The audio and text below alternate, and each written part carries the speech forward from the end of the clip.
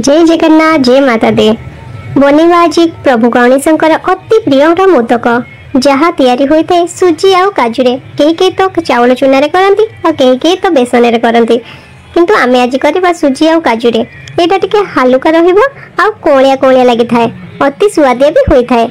नमस्कार दीदी भाग्यलक्ष्मी को मुझे स्वागत जनाऊँगी। आपण को आशीर्वाद मु भी भलरे अच्छी आशा करती आपण मैंने भी भलरे थे और बिंदास थे। चलते एक नुआ रेसिपी को नहीं स्टार्ट करवा आज recipe.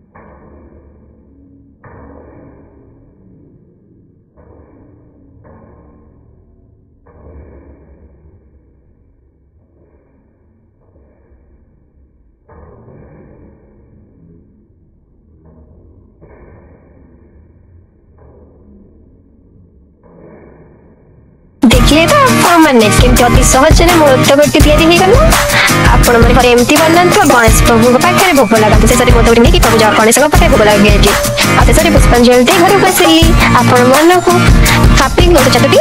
I love you thank you for watching.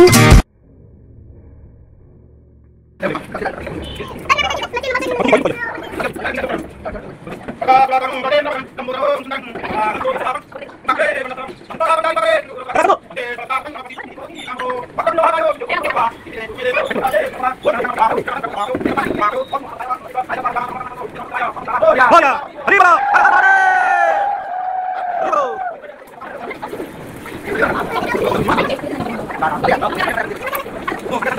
arriba.